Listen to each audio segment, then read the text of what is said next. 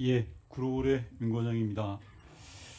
유감입니다. 저는 수십 년 동안 남북 문제와 한반도 평화에 대해서 전문적 식견과 능력을 갖춘 후보자에게 친북, 종북이라는 단어를 이야기하는 것 자체가 정치적 의도가 있다고 생각을 하고요. 제가 볼 때 실용과 실리를 통해서 국익을 챙겨왔던 거 아닌가요?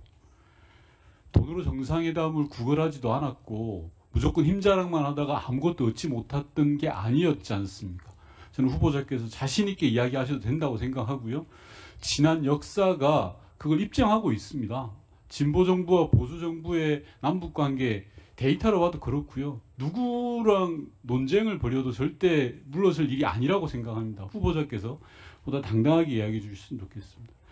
지난 윤석열 정부 3년 국정원에 대한 평가 후보자께서 점수로 따지면 몇 점이나 주실 것 같으세요? 예, 존경하는 윤건영 의원님 질의에 답변드리겠습니다. 제가 국정원장으로 취임을 해야 되는 마당에 점수를 매긴다는 것 자체가 네, 적절하지 않다고 생각합니다. 예. 가장 중요한 과제가 무엇이라고 생각합니까? 원장으로 취임하게 된다면. 예, 저는 국정원 직원들 하나하나가 자부심을 가지고 전문성에 기초해서 근무하면 나는 평생 이 직장에서 영예롭게 근무할 수 있다. 이런 생각을 갖게 하는 거라고 생각합니다. 네, 저하고 좀 생각이 좀 다른 것 같은데요. 이번 불법 내란이 실패했던 주요한 이유 중에 하나가 저는 국정원이 개입되지 않았던 것이라고 봅니다. 그 과정에서 홍장훈이라는 사람이 중요하지만 아울러 제도도 특히 중요했다고 생각합니다. 국내 정치에 관여하지 못하도록 우리가 제도 개혁을 했기 때문에 이번에 불법 내란을 막아낼 수 있었던 건 아닌가 싶고요. 지금부터 PPT를 보면서 말씀드릴 텐데 좀 짧게 답변해 주시면 좋겠는데 저는 지난 3년의 국정원 흑역사를 한번 정리를 해봤습니다. 첫 번째 보시면요. 미국의 IRA 법 관련해서도 국정원이 사전에 동향을 파악해서 각 부처에 공유 전달해야 되는데 전혀 하지 못했습니다. 국정원의 답변이라고 하는 것이 연휴가 있어서 제때 전달 못했다라는 식이었습니다. 실제로 제대로 정보를 파악하고 있지도 못했고요. 다음 PPT 봐주시면 중국에 대규모 탈북민들이 있었는데 이게 강제 북송될 거다라는 정보를 사전에 분명히 인지했습니다. 이영환 탈북단체 대표가 이틀 전에 알려줬다라고까지 진술을 했습니다. 그런데 국정원장은 정보위에 나와서 전혀 이런 사실, 구체화된 첩보가 없었다라는 식으로 국정원의 존재 자체를 의심하게 만드는 답변을 했고요. 다음 PPT 봐주십시오. 너무나도 유명하죠. 엑스포 유치전 관련해서 국정원은 해외 정보망을 총가동했다라고 이야기했습니다. 그런데 실제로 현실은 대한민국이 29회밖에 얻지 못했습니다. 과연 국정원의 해외 정보망이 제대로 살아있었는지 의심을 갖게 만듭니다. 그 다음 PPT 봐주시면 압권입니다. 정보사 군무원이 기밀을 유출해서 우리 정보 역량의 상당수가 구체적 수치는 제가 이 자리에서 언급하지 않겠습니다. 한순간에 무너져 버렸습니다. 그런데 이런 기밀 유출 보안 사고가 2년 넘도록 진행되도록 국정원은 손 놓고 있었습니다. 원장 후보자께서 이런 사실 다 알고 계시죠? 예. 마지막 PPT입니다. 민감국가 지정과 관련해서도 국정원은 전혀 인지를 못했습니다.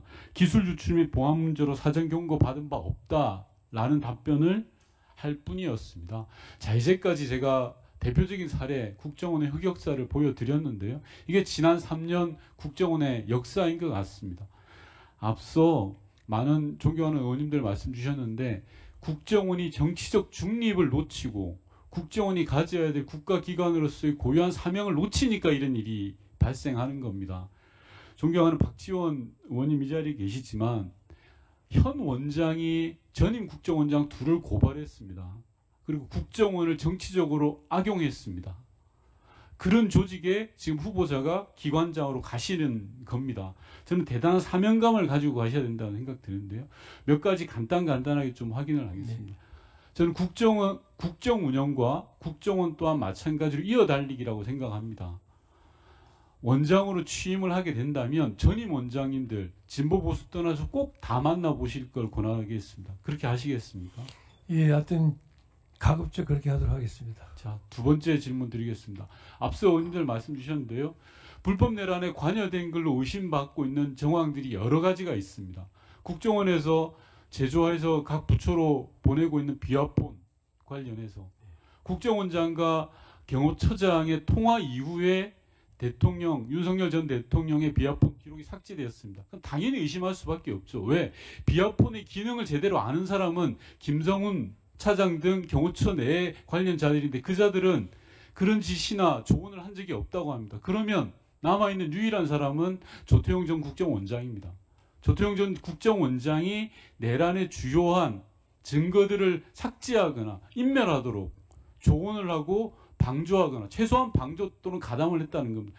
이런 부분에 대해서 철저한 조사가 필요한 거 아니겠습니까?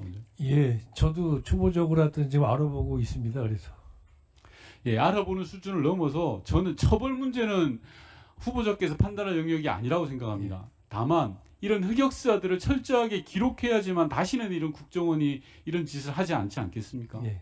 철저한 조사 부탁드리고요. 또 하나 더 PPT 다음 PPT 봐주십시오. 국정원이 이렇게 지난 3년 무너지게 된 중요한 이유 중에 하나는 바로 인사에 있습니다. 윤석열 정권이 출범하자 한 달도 되지 않아서 어떤 일이 일어났는지 아시죠? 네. 국정원 1급 27명 전원 대기발령 내렸습니다. 국정원 1급에 27명이라는 그 숫자 자체도 국가보안사항입니다. 맞습니까? 맞습니다. 그런데 그 숫자를 버젓이 공개하면서까지 1급 전원을 대기발령 내렸습니다. 국정원 역사 속에서 중정까지 거슬러 올라가 보겠습니다. 이런 적이 단 한 번이라도 있었습니까? 없었습니다. 아무리 정권이 바뀌고 진보 보수가 바뀐다 하더라도 이런 적은 없었습니다. 그 이후에도 PPT를 보시면 2급, 3급 100명 단위로 대기 발령 내고 교체했습니다. 1분만 더 주시면 쭉 이어가겠습니다. 네, 그러시지. 이런 적이 있었습니까, 후보자님? 예, 없었던 걸로 기억합니다. 예. 정권이 바뀌면 신임 원장에 따라서 적절한 인사를 해야 됩니다. 인사 수요에 대해서 제가 부정하는 건 아닙니다. 하지만 인사를 통해서 가장 중립적이어야 돼요. 정치적 중립성을 확보해야 될 국정원을 뒤흔들어 놔버린 겁니다. 아니, 대한민국의 정보기관의 1급들 27명을 한 번에 대기 발령시키면 정보기관을 어떻게 운영합니까? 이런 일이 버젓이 있었는데도 아무런 반성과 성찰 없이 지난 3년이 있어 왔기 때문에 앞서 보여드렸던 그런 흑역사가 차곡차곡 쌓였다고 생각합니다. 후보자님께서 이런 거에 대해서 앞으로 어떻게 하실지에 대한 의지와 좀 제도적 부분에 대해서 초점을 맞춰서 답변해 주시기 바랍니다. 예, 그렇지 않아도 가장 중요한 것이 조직 인사, 그다음에 조직 문제인데 말씀하신 이 부분을 잘 알고 있기 때문에 하여튼 저희들이 나름대로 하여튼 국정원이 쇄신을 해나가지만 쇄신이라는 것 자체가 모든 직원들에게 다 해당되지는 않지 않습니까? 그래서 일 열심히 하고 성과 내는 국정원을 만들면서 또 필요한 부분에 군사를 빼고 그 군사를 또는 아까 여러 가지 말씀하셨는데 그런 그 문제점 되는 지점들에 대해서는 다 살펴보고 조치를 취하도록 그렇게 지금 해나가겠습니다.